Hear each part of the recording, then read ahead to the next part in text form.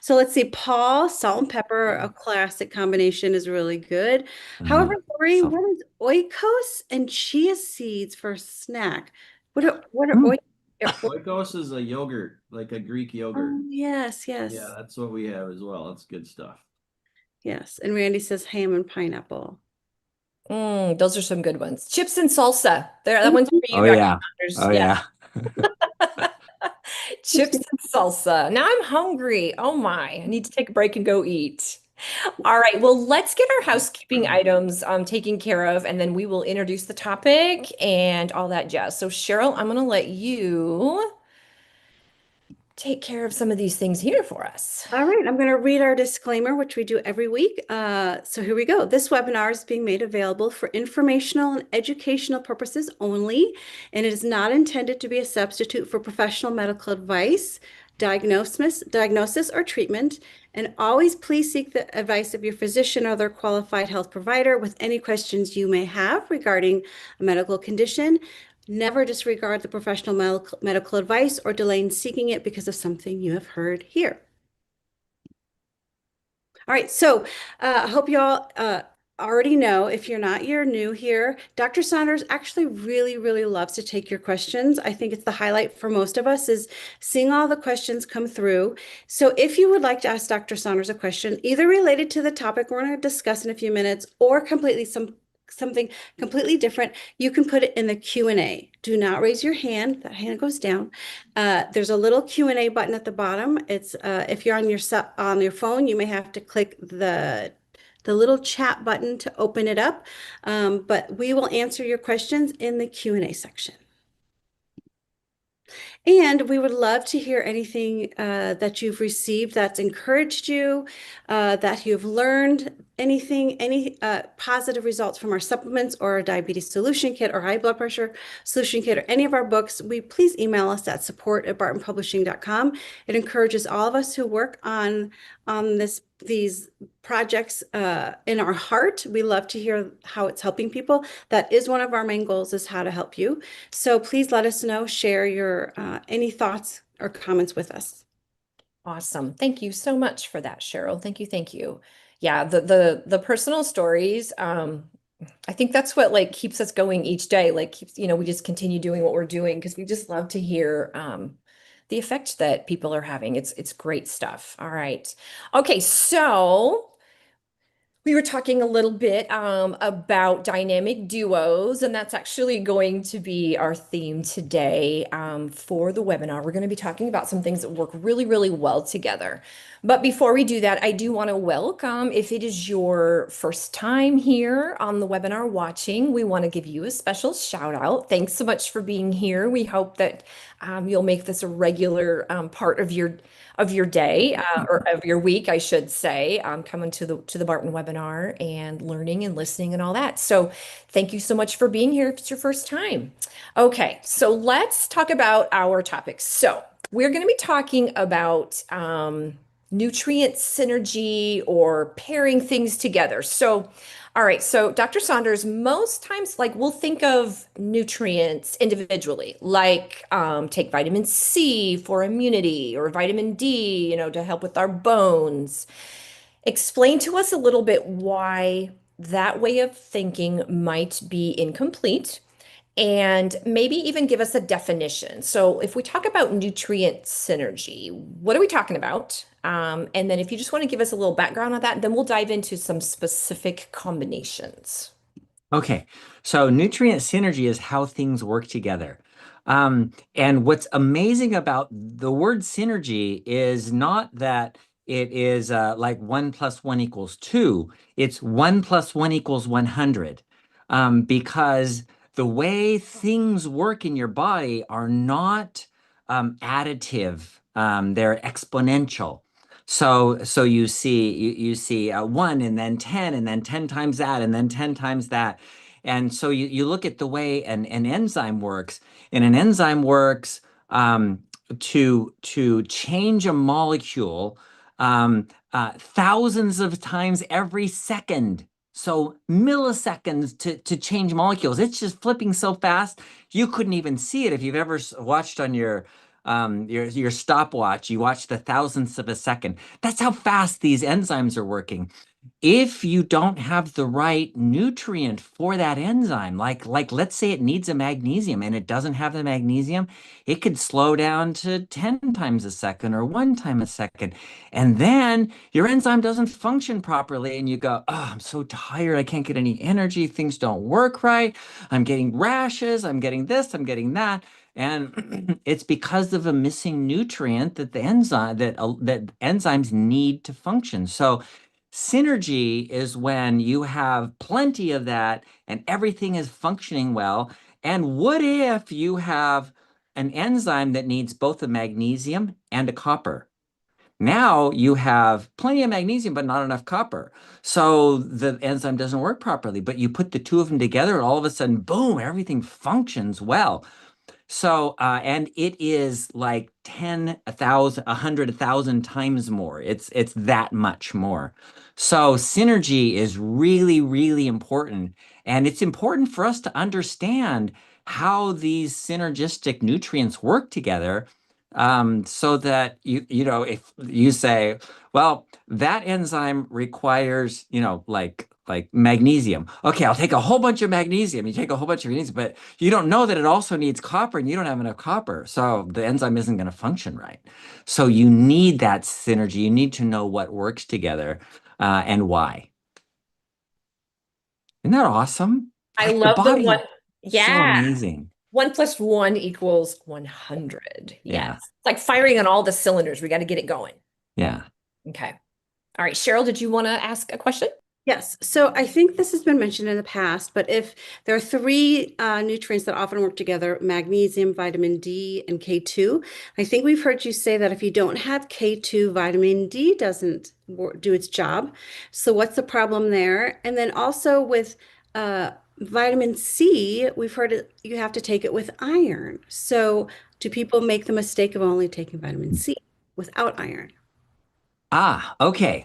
So first, the magnesium, vitamin D, K2. So vitamin D, K2, they are completely different vitamins. Yes, they're both fat-soluble vitamins. They do not go together in any way, go together. In fact, vitamin D isn't even a vitamin. It's a hormone. And what it does is it tells your intestines to absorb calcium. So that's where the vitamin D comes in. The vitamin D tells your body to absorb calcium, but it's regulated by magnesium. Those enzymes to absorb calcium and the hormones are regulated by magnesium. So the magnesium fits in there, helps you absorb calcium. Okay, now you have all this calcium in your blood. What are you going to do with it? If you just put it out in your urine, then you're going to get kidney stones. Not a good idea. If you don't do anything with it, then it deposits in your arteries and creates hardening of the arteries, or it deposits wherever there's inflammation and makes bone spurs. And so you don't want calcium hanging around. That's not a good idea. You want exactly the amount of calcium you need in that range, and you don't want it to go above that range. So you take a whole bunch of vitamin D, and now you have all this extra calcium. What do you do with it? That's where the vitamin K comes in. Vitamin K is what tells your body, hey, we need to put that calcium into the bones. Let's store it in the bones. Store, store, store, store. So you store all that in the bones instead of in your arteries, instead of making bone spurs, or instead of being excreted in the urine to make kidney stones, right? So it's just a beautiful synergistic system, even though they're completely unrelated. Completely unrelated. You take magnesium as separate from vitamin D, is a hormone that you make from sunshine in your skin, and then vitamin K comes from various sources like vitamin K1 comes from green things like kale and spinach, and vitamin K2 comes from fermented things like natto and miso, and uh, I guess. Uh, What's the cabbage stuff? Kimchi? Yeah, stuff like that. Okay, and what about vitamin C and iron? Okay, vitamin C and iron. Okay, this is another interesting one. There are people who have something called hemochromatosis, where they absorb too much iron, and the real problem is they can't get rid of iron. So they're continually absorbing iron and their body doesn't excrete it very well. So they're building up level higher, higher, higher. Well, iron is irritating to tissues. We think, oh, you need more iron, right? Iron's good for you, right? Well, not for these people because too much iron is making a whole bunch of oxidation in your body, doing damage to all your tissues. So too much iron is not good. So then these people are taking, they don't know it. They're taking a whole bunch of vitamin C and they take vitamin C like with every meal. And then what that does is it makes this form of iron called ferrous. Um, it's a ferrous form of iron that is absorbed very easily into the body. So now you've got all this extra absorption, and you can't get rid of it. So your iron levels are going up and up and up. So vitamin C for people with hemochromatosis, not a good idea, or at least don't take it with a meal. Because that'll cause you to absorb a lot of extra iron. So that's the synergy of that. Now, what if you don't have enough iron and you want more iron? Then if you took vitamin C with every meal, you would get the extra iron, you would get what you need. So that's where the synergy comes in, where you can get iron without doing damage. Now remember I said iron is irritating. Iron is irritating to everything. In fact, it used to be the number one cause of death from poisoning in children was iron pills. You know why? Because grandmas were given iron pills all the time and they had a candy coating on the outside. And the kids would go up into the cupboard and go, candy, and they'd eat a whole bunch of iron pills and they would die from iron poisoning. Iron is quite toxic, and a lot of people, even just taking one iron pill, it's iron. They're heavy pills, and they just go plunk into the bottom of your stomach, and they sit there and they make an ulcer. And some people really, it's just so irritating they can't take iron pills. So a good way to get iron without having any irritation or constipation or any of those problems with taking iron is just to take vitamin C. Isn't that great? It is. I remember doing what you were talking about with the kids with my grandma. She had these vitamin C like tablet things that I just thought were amazing, and I would ask for more and more. I thought they were candy, but I got a little probably overzealous on the vitamin C when I was at her house. Yeah, we had those too, those acerola C's or whatever they were. They were so good. They were. They Yeah, like were. like Sour Patch Kids, but Yes, with vitamins. exactly, exactly.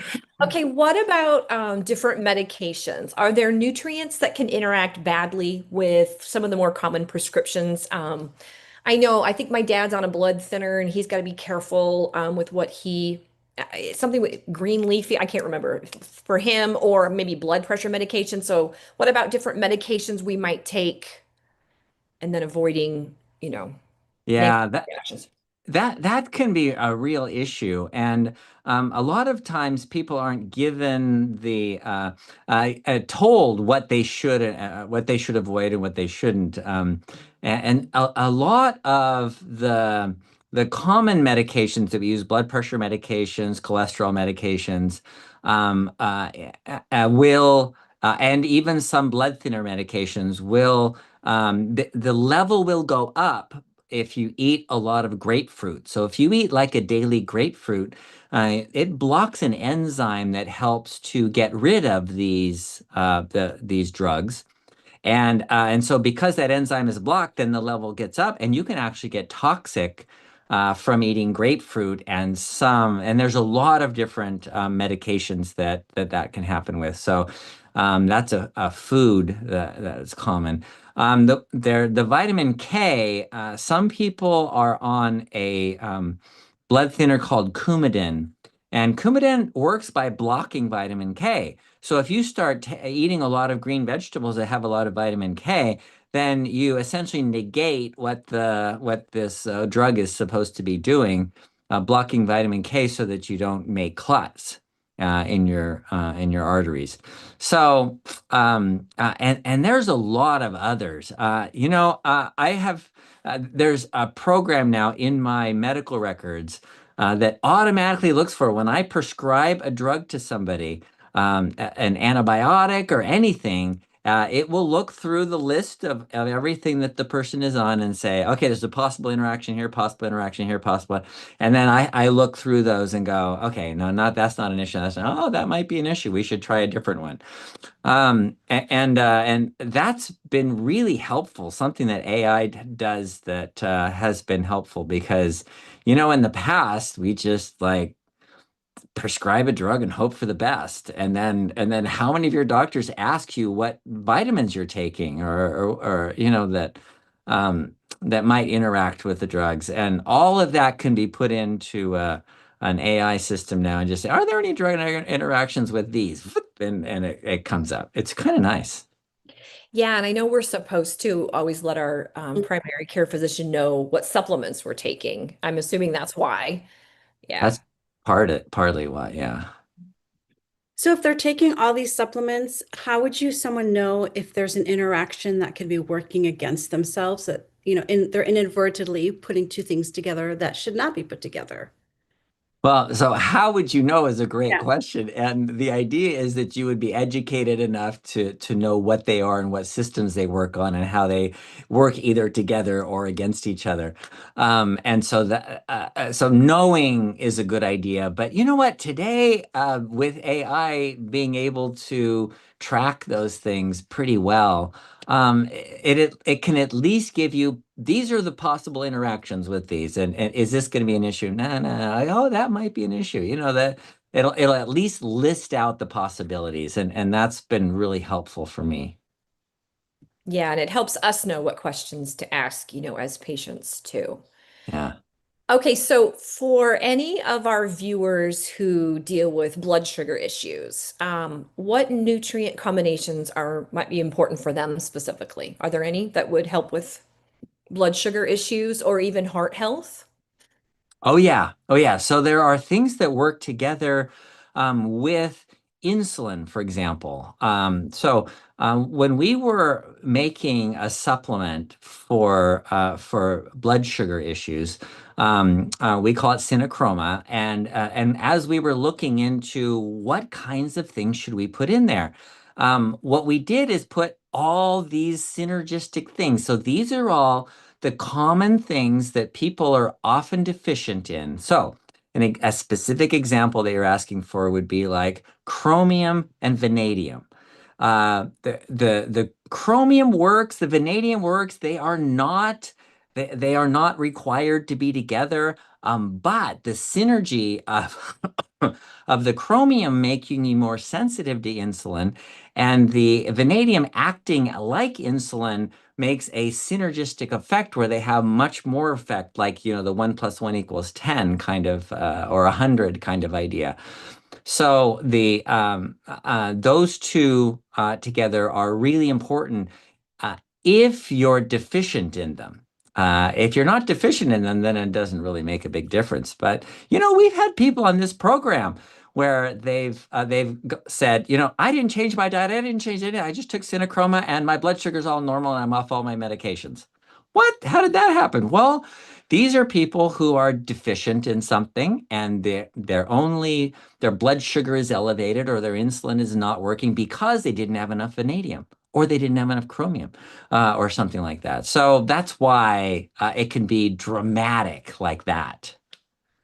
Anything for the heart health? Any nutrient pairings that are particularly powerful for heart health?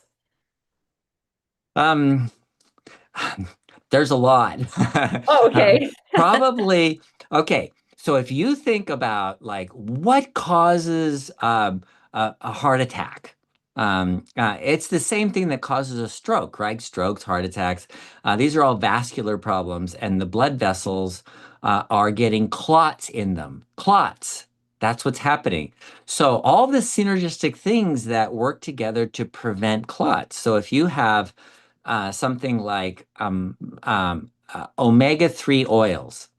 Um, wherever in the world you go and you find that they have a high omega-3 to omega-6 ratio, they have they don't have heart disease. Wherever they have a high omega-6 to omega-3 ratio, they have heart disease. And it's a linear relationship. The lower your omega-6, the less heart disease. The higher the omega-6, the more heart disease.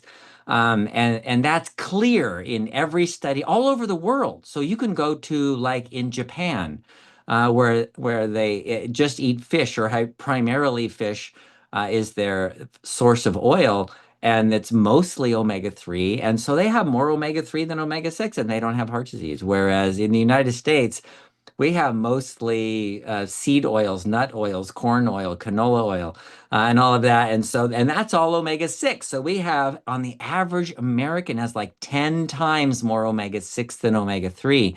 And omega-6 causes inflammation. So omega, we all had a whole webinar on this, omega-6 to omega-3. Okay, so the omega-6 to omega-3 ratio, that is a really important pairing there.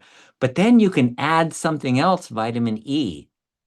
So here's something really interesting. When you put the two of those together, they are dramatically better than either one of them alone.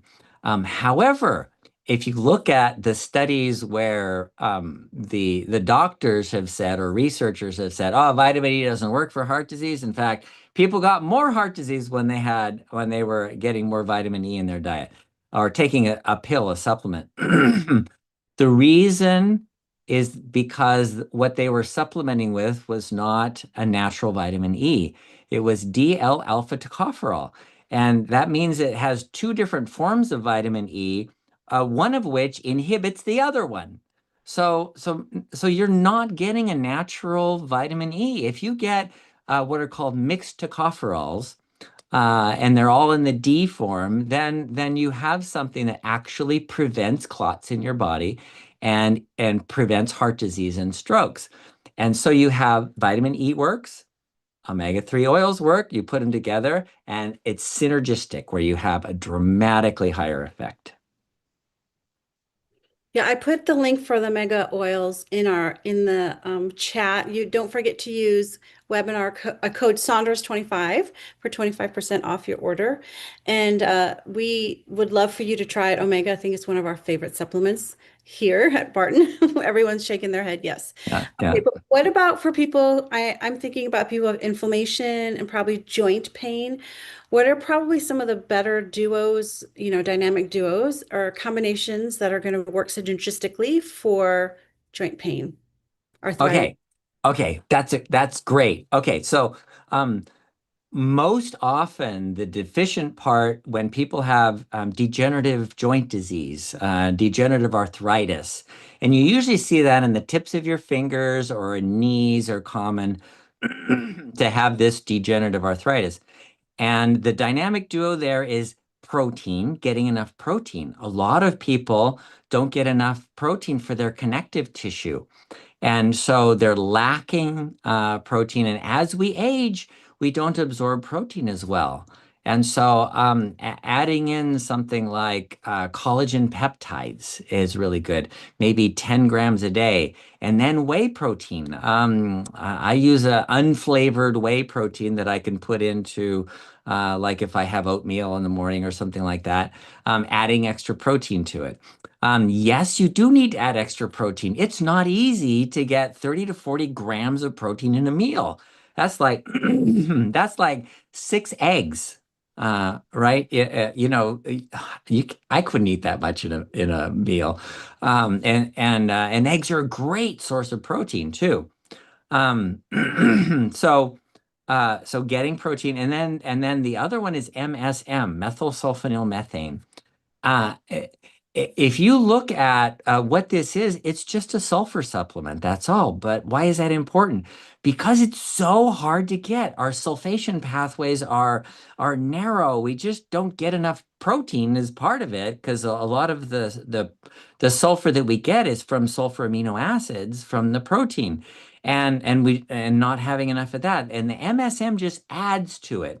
And the way this was discovered was many years ago in Georgia. They found this area where the hides of the deer, and the hunters would find the hides of the deer in this area were awesome. They were really strong hides and really good. And someone decided to do an investigation, figured out It was because there was a paper mill that was putting out dimethyl sulfoxide into the water in the stream. So the the deer are drinking from the stream and they're getting this sulfur and they have like really awesome connective tissue. Their skin is great. So that's what happens with adding extra sulfur. So think about it. Here, these deer, they're on the perfect diet, right? They're not missing anything. They're getting, everything is natural, everything is organic, and yet they were better, their hides were better when they added extra sulfur. So that MSM, methylsulfonyl methane, added with the protein, that's a great combination. Mm. There's so much a push for protein these days. It's nice to have an explanation as to, I'm sure there are many reasons why, but this particular reason why, joint health. So Yeah. people start taking your protein. Absolutely, absolutely. Okay, so you mentioned how the deer, they had the perfect diet, but yet when they Yeah. got that extra sulfur. Okay, so now think about us with our meals. What's something that like if we're sitting down to eat that we could add to a meal, or is there something we should pair? Like if I know I'm going to eat my protein, I should also have something else with it. Like, any meal swaps or any additions to particular things that we might eat that would be helpful? Okay, first thing that comes to mind would be something that you would not want to pair together. You Okay. don't want to put sugar with fat. That's not a good pairing. Although that tastes so good. It's Like a really I tasty pairing. I know. Sugar and Um, fat, bad. yeah, Okay, yeah, got it. yeah. Ice cream, frosting, all those sugar fat combinations are just so good, but not a good idea. So, and a lot of people they put ketchup or barbecue sauce on their meat, and so they're putting fat with sugar. So it's a good idea not to have those kinds. That's not a good pair at all. It's best to eat fat, not with anything sweet or anything with sugar. And nowadays they put sugar in everything. I mean, even like gravy that they put on potatoes and meat, it has sugar in it these days. So if you make it yourself, you can make it without sugar, and then you'll know that that's what it has. Okay. So as far as things that you should put together, like nutrients or taking supplements or something, when you take the fat soluble vitamins and fat soluble things like omega-3 oils, when you should take about 3 capsules, and then vitamin D, vitamin K, vitamin E. We've mentioned all four of these. They should be taken with a meal that you eat fat.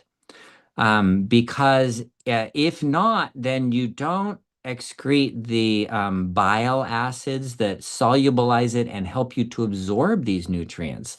So if you just take the nutrients on an empty stomach, you may absorb some, but you're not going to get the full benefit if you don't take it with a meal that has a fatty meal. So a lot of those nutrients should be taken together. Things that should not go together. If you're taking a specific amino acid, such as let's see, let's see, N-acetylcysteine, NAC, would be cysteine, would be a common one that people take. Another one, glutamine, would be a common one that people take. The amino acids should not be taken together because they inhibit each other, the absorption. So you should take it separate from a meal, away from a meal, something that's an amino acid. What are you seeing in people and your patients in general, any huge gaps in people's nutrition that make it harder to them to receive the supplementation Hmm. that would be Um, effective? um, Specifically, the things I come upon most are deficiencies in protein. That's fairly common. How do you assess that? Well, Problems like the joint problems, skin problems, thinning of the skin, hair problems like the hair getting really thin and stringy. That's the just a lack of protein. And so adding protein helps make things. Oh, nails. I look at the nails too. That's a good indication of if they're real weak nails or splitting or something. That's often a protein problem. And so, and that's a common one that I come up with. The reason we put like the Synachroma, chromium is kind of common to be deficient, and selenium. And then selenium isn't specifically like it's not needed for an enzyme for sugar specifically, but for general metabolism, it's needed, and it's a common deficiency. So even though the product is for sugar, glucose, it's actually a really good general supplement that I think everybody in the in the world should take, at least in the United States because these are the things that we're commonly deficient in vitamin D, chromium, vanadium, selenium, vitamin K. Okay, great. And I did drop the link to Synachroma in the chat a little bit ago, so it is there as well. Let's talk a little bit about, and before I do that, we are getting ready to open it up for open Q&A time. So if you have any questions, make sure you're putting those in the Q&A. And if you can't find it, yes, the chat is fine. If you cannot find that Q&A. So, okay, so are there any nutrient combinations? Let's think about brain health and memory. You know, as we're aging, the memory tends to change a little bit. Are there any nutrients that can help I don't know, keep us a little sharper or anything that helps with focus or just overall brain health? Yeah. So, brain health, the brain is so metabolically active. It's so continuously using energy that it needs a constant supply of all nutrients. And it's kind of like the canary in the coal mine. Your brain starts dysfunctioning before the rest of your body starts dysfunctioning. So having enough energy is really important. So when you look at that, what could be deficient? Well, common things are B vitamins. People who are missing vitamin B9 is folate. Vitamin B12. I test people and find that they're not uncommonly deficient. Vitamin B6. B6, B9, B12 are three primary ones that are needed for a lot of different functions in the energy production mitochondria. So, having enough of these helps things to function smoothly, and that makes the brain work better, prevents dementia, Alzheimer's disease. And so, if you do a test and they tell you your vitamin B12, for example, is normal. Well, normal isn't necessarily optimal. You got to understand where normal comes from. Normal comes from a bell curve, and if you're 5%, if you're in that percentage that is has an increased likelihood of having deficiency disease, that's deficiency. Anything above that is normal. Well, you got to understand that that's just a percentage. People with synergistic problems, like if you have both B9 and B12, then your B12 needs to be significantly higher. For example, if you had an MTHFR deficiency and you had a low B12, that's a terrible combination. So you're going to need more vitamin B12. So it turns out there's an optimum level of vitamin B12 would be 500, even though they'll tell you that over 200 is considered normal. But 500 and up is an optimum level. So think about, especially for brain health, in terms of what's the optimum amount that you need to get good functioning, normal function, instead of just preventing deficiency disease. Hmm, so good. All right, I want to get to some questions now. Sib asks, so would calcium absorption be okay with calcium, vitamin D, and vitamin K2, MK7 for healthier bones?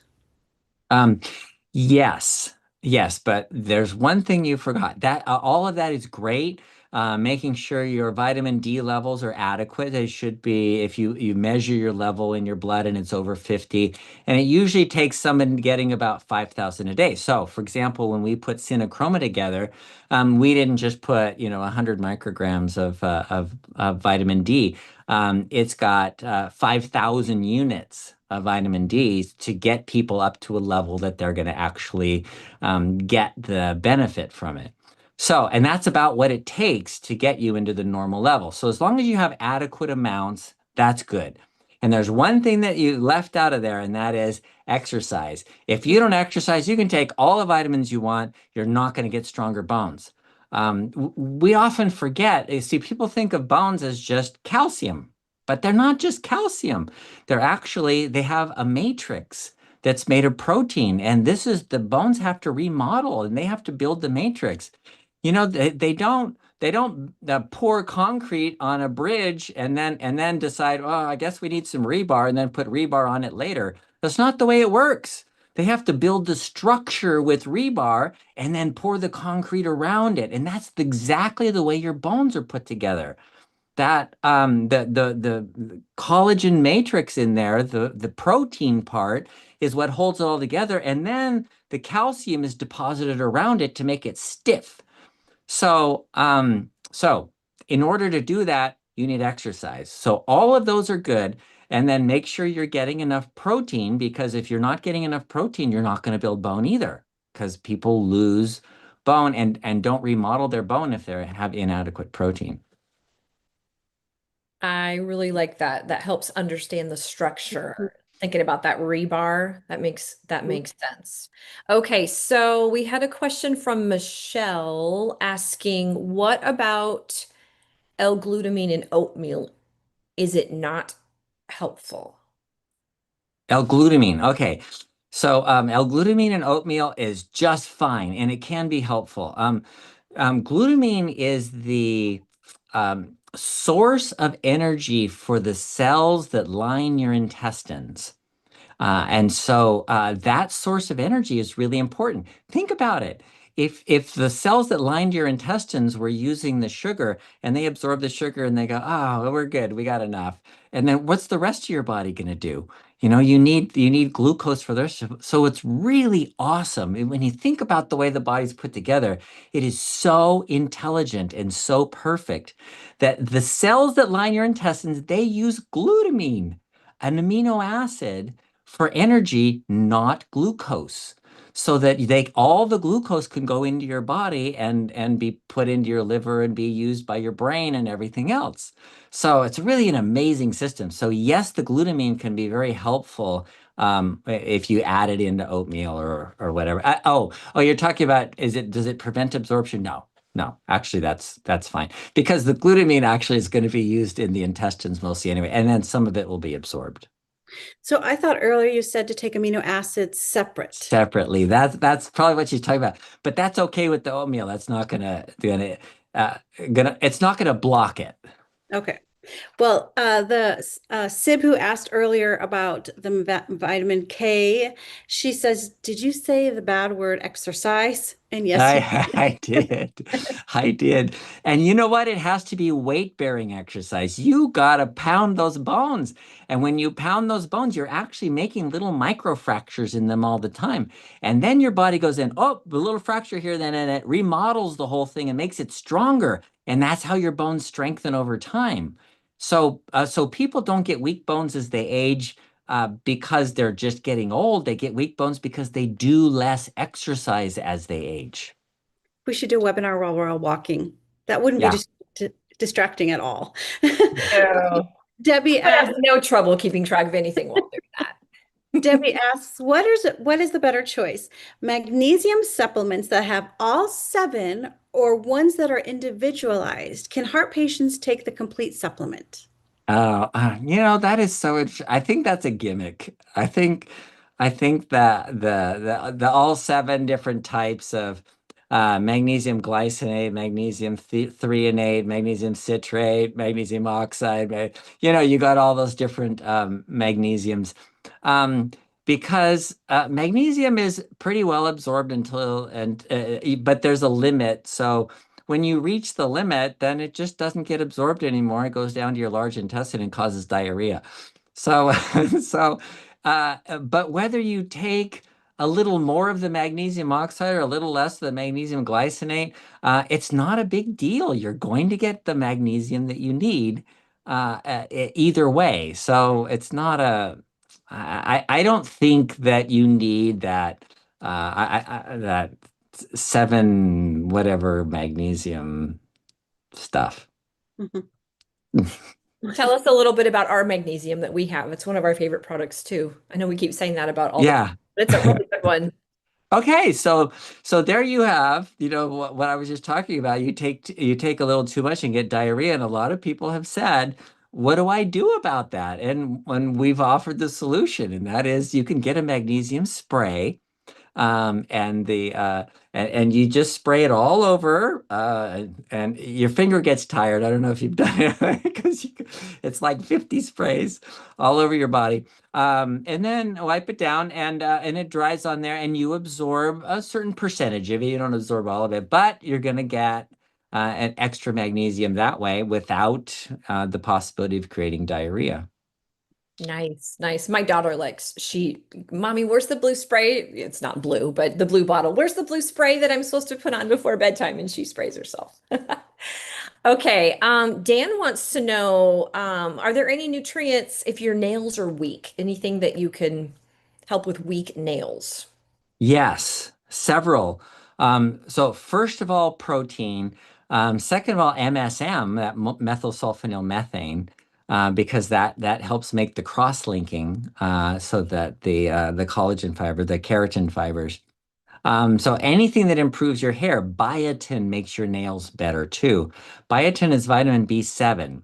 And so there's another synergistic pair that come together, vitamin B7 with MSM and protein, collagen peptides specifically are really good because they have the extra proline that is needed for making um, these fibers, the collagen fibers. Okay, Linda asks thoughts on nattokinase and aged garlic. Okay, nattokinase is an enzyme that's taken out of natto, which is a, fermented soy product. And it's the bacteria that make this enzyme, and what it does is dissolve clots.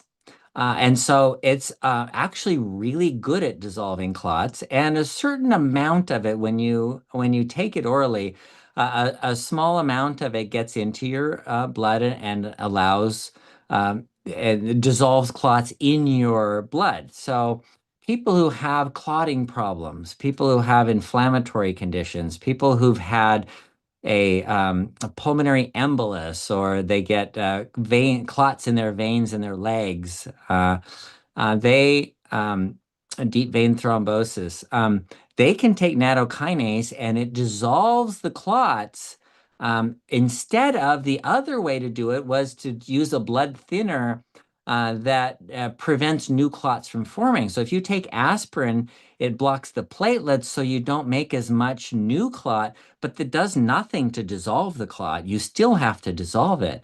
And so nattokinase is a good way of adding to that to dissolve clots. And if you think about what causes heart disease, strokes, it's clots, right? Pulmonary embolus, that's clots. DVT, that's clots. So anybody who has these problems, I had somebody with a chronic DVT in his leg, and it was always swollen, and it's always extra pressure in there because the blood can't get back to the heart easily because of the clots in the veins. And he started on nattokinase, and he's fine now. It's normal. It's dissolved completely. So his veins are working. Nattokinase. The other one is garlic. And the best way to eat garlic is not aged garlic, it's actually fresh garlic. There's something in garlic called allicin, which is one of those miracle things that kills every bacteria, kills all the viruses, improves heart health, and if you eat enough of it, you get world peace. I don't know. It's just like, like it's amazing stuff. But it's not, I wondered about that. I actually asked ChatGPT this once. If garlic is so good at getting rid of fungal infections, why does my garlic grow fungus? Why am I getting mold on the garlic or even black mold on the garlic if it's so good at and it said because until you crush it and you mix these things together to create the allicin, it doesn't have it in it. So that's what needs to happen. The fresh garlic crushed. And so you can either cut it up in little pieces, and when you chew it, you crush it, and that creates the allicin in your mouth. That's fine too. Or you can get a garlic crusher and crush it, and you don't want to cook it a lot, like high heat and butter or anything like that. At that point, you want to like let's say you're making spaghetti sauce or something. You're all done, and then you crush the garlic into it and put it in there so you don't destroy all the allicin. Hmm. Interesting. Well, I come from an Italian family, so we eat a lot of garlic. I'll just need to pay attention to how I'm putting it in there. Yeah. And Joe, did you hear we may have just found the answer for world peace right here on the Barton webinar? Yeah, you never know what you're going to learn on this webinar. I tell you. No, I know. That's great. Okay, R wants to know, this is a different topic. He says, is there any truth or merit to the recent online claims to be able to monitor blood sugar through an app, all without access to blood or other body fluids? Okay, good question. There's a whole lot of research being done on this. How can this happen? They make a watch that says that they can monitor your blood sugar and they don't have any pins or needles that are poking you or because they have these new continuous glucose monitors, CGMs, that people can put on, and it's just a button they stick on there. And some people don't even know that there's a little teeny needle that goes into your subcutaneous tissue and is sucking out little teeny bits of fluid. It's called interstitial fluid. It's not blood. It's taking interstitial fluid out and measuring that every 5 minutes or so. And so it's giving you, and so they think, well, if I can put a sticker on and do it, why can't I do it with a watch? Well, if you're not taking the fluid out, you don't know what the blood sugar is. So the answer is no, you don't know what the blood sugar is. And you, especially if you're on insulin or something, you should not be using one of those. They have algorithms that based on your heart rate and versus movement. And they have this whole algorithm that's supposed to say, okay, so your blood sugar's probably here. Oh, and when you ate last or whatever, I don't know, your blood sugar's probably here. It's an algorithm. It's not a measurement. Don't even think of it as a measurement. There you go. Uh, Better than having a leech on your arm, I guess, are those continuous glucose monitors. All right, Autry, love that That's name. what they should call them. They should call them leeches. Yeah, made me think of. Okay, Autry says, my kidney is getting worse, and I have absolutely no idea what I should be doing to keep it as long as possible. Can you share any suggestions? Okay. Thank you, Audrey. Okay.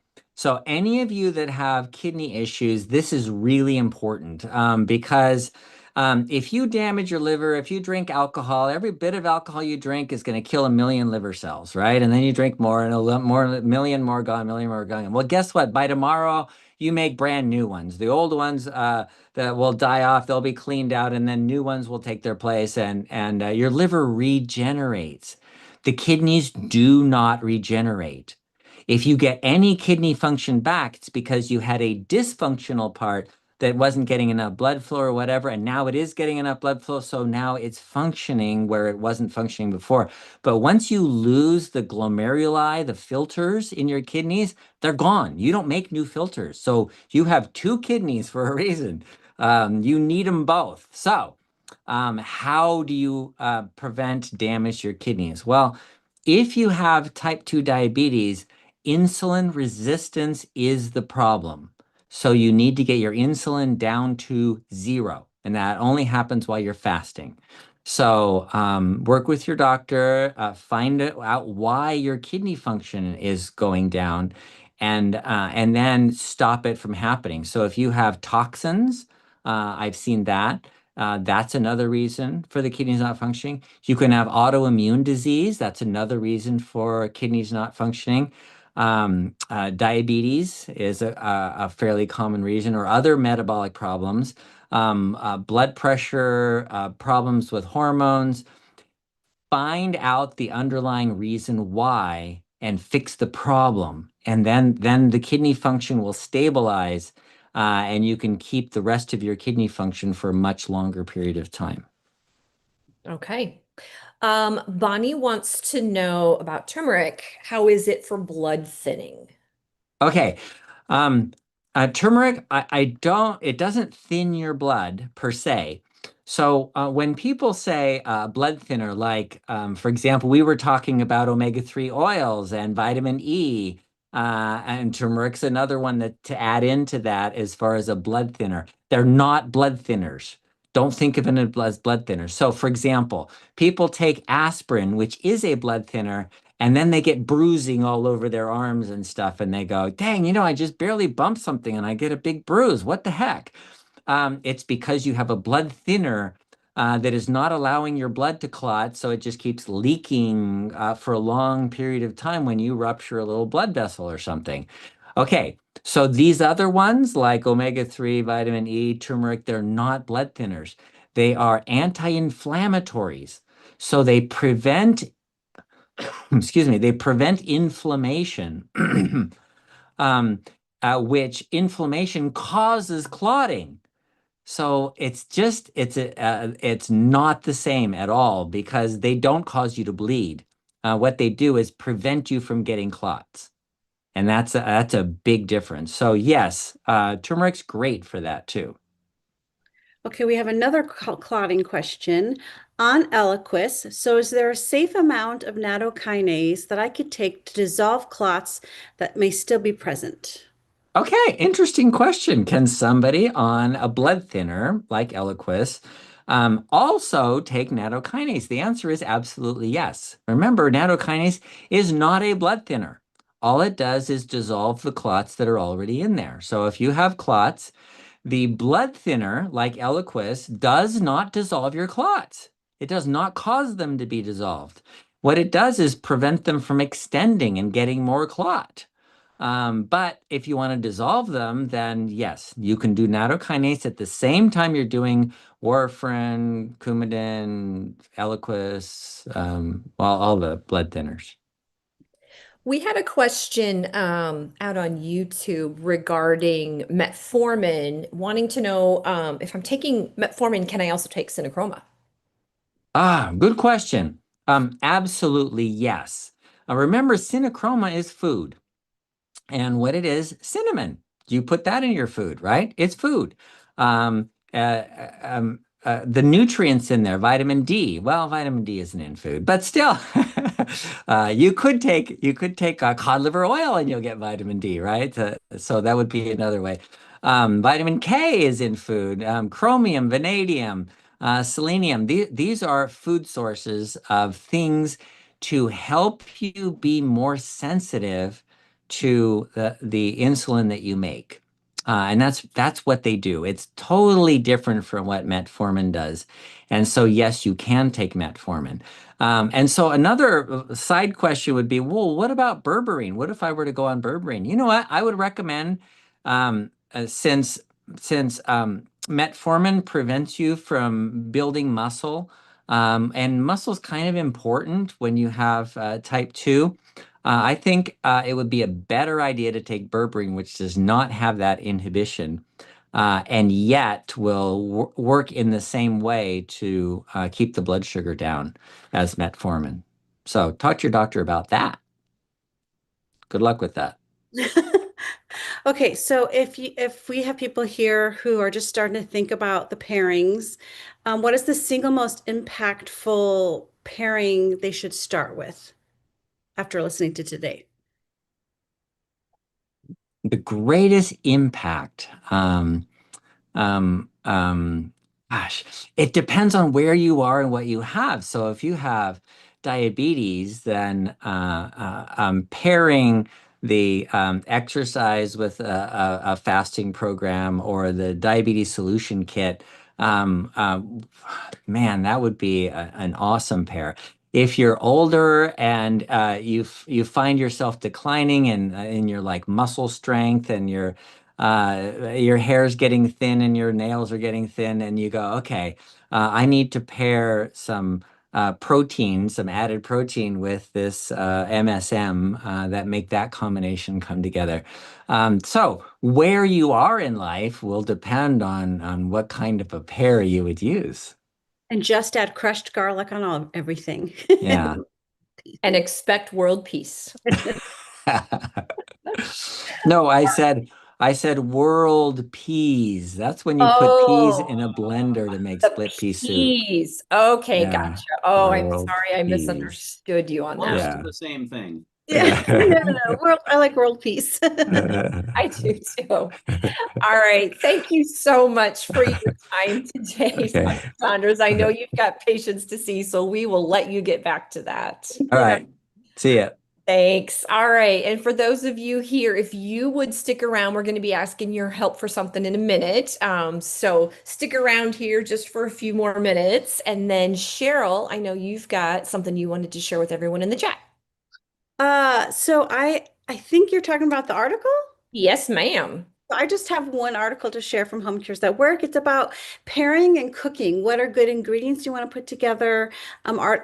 Some ingredients that might contradict each other. So keeping everything in your food, you want to actually char some foods and not char others. So I'm going to put that in the chat and you can take a look at this interesting article. Awesome. All right. Thank you for that. And then before we wrap up today, I do want to ask all of your help for something that we are trying to do. So as you know, we have a mission here at Barton Nutrition.